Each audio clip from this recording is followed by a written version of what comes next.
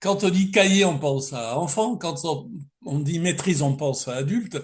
Et si l'on doit transmettre, Malraux dit l'enfant substitue le miracle à la maîtrise. Et la question qu'on peut se poser, c'est est-ce un miracle de réussir à transmettre en écrivant un livre? Je crois que oui. Alors, je pense que c'est un poncif, hein, ce que je vais dire là, mais je crois que le support, en tout cas littéraire, moi personnellement, je suis de formation littéraire, universitaire, donc je crois que le support littéraire, il demeurera un peu comme la franc-maçonnerie, toujours universel. Moi, j'ai le sentiment que, bien que parfois on puisse dire il y a des barrières de la langue, des mots, du vocabulaire, je crois que finalement, ça stimule toujours l'imagination. Le livre se prête à une appropriation. Et je crois que finalement, la franc-maçonnerie, a fortiori, s'y prête davantage. Moi, je suis au rite écossais ancien et accepté, donc on travaille sur des planches écrites. Donc je crois que ça restera toujours le moyen, peut-être le mieux de transmettre, en sachant que, je dis le mieux, j'ai pas dit le meilleur, puisque bien évidemment, aussi bien les artistes ne me contrediront pas, il y a plusieurs moyens de communication, mais je crois que, en tout cas, le texte écrit, même le papier, hein, je vais jusque-là, le côté un petit peu papier, cette espèce d'appropriation de l'objet littéraire, je crois, sera indémodable et incontournable. Lié à la table d'émeraude, on parle parfois de la gnose. Oui. Et elle semble si souvent ignorée dans les études ou dans les recherches maçonniques que je pose la question à un jeune maître, qu'en est-il de la gnose dans la recherche maçonnique? Je crois que là aussi, à travers les âges, les époques, la gnose sera toujours là. Moi, j'ai tendance à la considérer, a fortiori, avec un texte comme La Table d'Émeraude d'Hermès Trismégiste, comme, comme un des chemins que la franc-maçonnerie finalement propose. Parce que je dis toujours que la franc-maçonnerie a c'est un peu la figure de Proté, comme je dis souvent. C'est-à-dire la franc-maçonnerie, elle permet d'emprunter divers chemins, que ça soit de l'affect du franc-maçon ou pas. Et moi, par exemple, à titre personnel, la gnose, finalement, euh, ça me fait penser à ce que souvent un frère de mon atelier, qui d'ailleurs s'appelle la table d'émeraude, hein, pour l'anecdote, mon atelier, euh, dit souvent, il ne faut pas confondre euh, le savoir et la connaissance. Et finalement, la gnose, comme son nom l'indique, c'est un chemin. C'est finalement cette espèce de cheminement de connaissances. A fortiori, on le voit avec Hermès Trismégiste, comme je dis souvent, ça a donné l'adjectif hermétique, hein, quelque chose qui de prime abord paraît fermé, un peu comme une coquille qu'il faudrait entre guillemets percer. Mais je crois que la gnose est profondément maçonnique au sens où on est véritablement dans un chemin. Et on le voit avec la table d'émeraude. Alors, j'allais dire la formule indéfiniment commentée de la table d'émeraude, qui est ce qui est en bas est comme ce qui est en haut, et ce qui est en haut est comme ce qui est en bas pour faire le miracle d'une chose. Ben, finalement, la gnose permet de peut-être de mieux comprendre le transcendant, l'immanent, le fil à plomb, par exemple. Moi, je sais que en tant que jeune franc-maçon, c'était un symbole que j'avais du mal à appréhender lorsque j'étais apprenti, tous ces outils un petit peu de construction. Et finalement, par le symbolisme de la gnose, en tout cas, ben, j'ai pu peut-être modestement mieux comprendre certains concepts, certains comment dire, symboles de la franc-maçonnerie. Donc, pour résumer, je dirais que la gnose est véritablement un chemin que le franc-maçon peut emprunter. Et j'ai envie de dire, je le pousse à l'emprunter, parce que finalement, on découvre des choses, notamment l'alchimie, qui, de prime abord, peut être, comment dire, une pseudo-science de prime abord qui peut faire peur aux profanes, mais que le franc-maçon va appréhender peut-être un peu plus facilement dans son cheminement maçonnique. Un chapitre parle du dialogue. Alors, tout le monde sait que le dialogue, selon Socrate, c'est l'art de se connaître.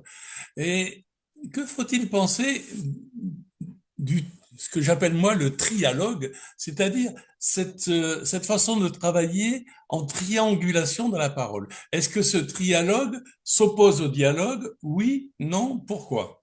La franc-maçonnerie, bien sûr, c'est aussi l'interprétation, c'est le parti pris, le vécu du franc-maçon. Et j'aime à penser que on ne, comment dire, on ne conclut pas, lorsqu'il y a même une aporie, vous savez, Flaubert disait la bêtise consiste à conclure. Donc j'aime beaucoup, je dirais, la discipline maçonnique, puisqu'on n'a jamais fini finalement de conclure, on n'arrête jamais une idée, c'est jamais exhaustif. Pourquoi je dis ça? Parce que finalement, le dialogue, qu'est-ce que c'est? Le dialogue, c'est finalement un échange. Ça peut être aussi une forme de confrontation. Lorsqu'on prend l'étymologie aussi du terme dialogue, alors dans l'Antiquité, c'était la maïeutique de Socrate. C'était le moyen, lorsque je vais confronter mon interlocuteur, je vais essayer de lui faire accoucher d'un savoir. Donc finalement, ce que les Grecs appelaient la dianoïa, la pensée discursive, c'est-à-dire l'art de penser en discutant, c'est peut-être l'art premier finalement de la philosophie et peut-être en maçonnerie un des outils nécessaires.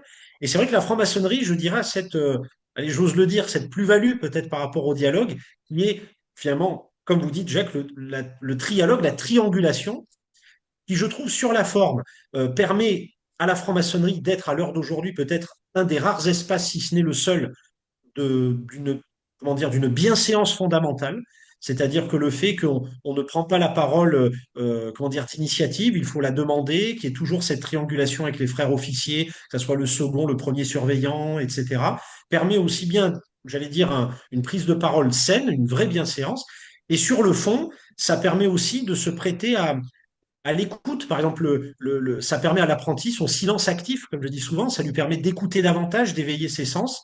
Donc je pense que fondamentalement, le dialogue est au cœur de la franc-maçonnerie. Et encore une fois, je pense que c'est un des rares espaces, contrairement des fois à des espaces peut-être plus médiatiques, télévisuels, où c'est un peu le brouhaha, hein, le vacarme hein, profane. Ben, la franc-maçonnerie, en tout cas, a cette plus-value-là de cultiver le dialogue, voire le trialogue. En tout cas, j'aime beaucoup ce terme de trialogue. Alors, on va passer à deux outils fondamentaux que sont l'équerre et le compas. On dit que le compas trace alors que l'équerre évalue. Mais finalement, que trace le compas et qu'évalue l'équerre? J'allais dire finalement la transition est toute faite avec le dialogue. Alors comme je disais aussi, le dialogue, la dualité, je parlais de dianoia tout à l'heure chez les Grecs, toujours ce côté dia, est toujours présent en franc-maçonnerie. Donc c'est vrai que la dualité de prime abord, lorsqu'on est apprenti, compagnon, on se dit, ben, il y a l'équerre, le compas, puis ça a l'air de s'opposer. C'est-à-dire, ça s'oppose, et puis finalement, lorsque je gratte un petit peu, je réfléchis autour de ces outils, ben, on s'aperçoit qu'ils sont complémentaires. Je crois que la franc-maçonnerie permet, on revient aussi à l'alchimie, hein, cet art de la transformation, permet de créer du lien. Et donc finalement, l'équerre ne va jamais sans le compas. Moi, je pense au RE2A, au rite écossais ancien et accepté. Quand on a les trois grandes lumières, on ne peut pas ouvrir nos travaux sans l'équerre et le compas. C'est systématique. Et finalement, ça permet aussi de figurer les degrés, sans trahir, hein, j'allais dire les secrets maçonniques, il y a tout un jeu évidemment de complémentarité, d'entrelacs lorsque je suis au deuxième degré entre l'équerre et le compas. C'est aussi la matière, l'esprit. Est-ce que la matière va sans l'esprit? Je pense que les philosophes diront non, ça s'oppose de prime abord et pourtant c'est nécessaire de les lier.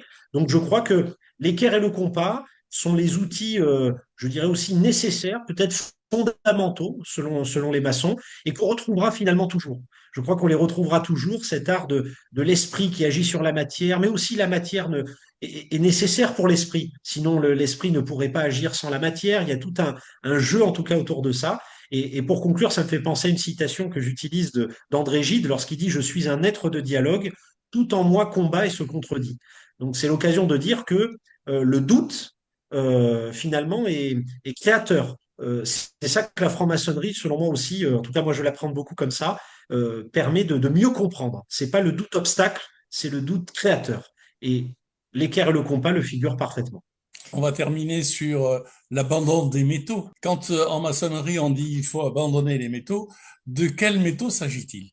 Les métaux, alors je dis souvent indéfiniment commentés dans le bon sens du terme, et en même temps ça peut être difficile à appréhender parce que le fait aussi de commenter empêche parfois de mieux s'approprier. Alors c'est vrai que les métaux de prime abord, lorsqu'on est un néophyte, un tout jeune initié, on se dit bon bah c'est le métal, l'argent, effectivement, exactement. Mais pensez au roman de Zola, l'argent en fout les gens, comme disait Zola. Donc on pense à ça de prime abord, et finalement lorsqu'on creuse un petit peu plus, peut-être notamment avec le symbolisme, les métaux, moi je l'assimile très souvent, comment dire, au préjugé. Je l'assimile aussi à la certitude. Moi, j'ai tendance à avoir, alors je n'ai rien inventé, moi j'aime beaucoup un auteur comme Montaigne, je pense que ça se ressent en tout cas dans l'ouvrage. Montaigne disait, j'aime beaucoup cette citation, autant peut faire le sot celui qui dit vrai que celui qui dit faux, car nous sommes sur la manière et non sur la matière. Alors, en substance, il dit que la bêtise, c'est pas une affaire d'ignorance, parce que lorsque je ne sais pas, ben, si je vais apprendre, je vais savoir. La bêtise, c'est d'être certain de savoir, d'avoir des certitudes. Et j'ai le sentiment que la franc-maçonnerie j'allais dire, l'art peut-être ancestral, l'art séculaire de combattre ces certitudes. Et donc, les métaux, moi, je les assimile aux certitudes. Le danger qui guette, en tout cas, tout être humain, et je vais même plus loin, au risque d'être iconoclaste, qui guette le maçon aussi, c'est d'être certain de connaître. Et donc, l'abandon des métaux, j'ai envie de dire, c'est pas quelque chose d'absolu. On ne peut pas les abandonner totalement. C'est finalement un travail indéfini. Il faut, au gré des tenues, au gré des planches qu'on va travailler, on s'efforce de gommer ces métaux, de gommer les aspérités. Et pourtant, on ne les abandonne jamais vraiment. Donc, c'est pour ça que je dis souvent, à l'instar du delta lumineux, qui est un petit peu la perfection, on aspire à cette perfection sans jamais l'atteindre. Donc, la franc-maçonnerie, c'est une éthique indéfinie du travail contre les métaux, finalement. Mehdi Liardo, merci d'avoir répondu à mes questions. Bravo pour cet ouvrage et finalement cette dernière conclusion sur l'abandon des métaux qui nous relie un peu à ce que disait Saint-Exupéry, puisque vous avez fait quelques citations. Je terminerai aussi sur une citation Avec plaisir. qui, au niveau de la possession, puisqu'on parle des métaux, on peut parler, on possède le savoir, on possède l'argent. Saint-Exupéry qui dit, si on peut prendre ce que tu possèdes, qui peut prendre ce que tu donnes? C'est magnifique. Tout est dit. Merci, merci de vos réponses et à bientôt. À bientôt. Merci à vous, Jacques.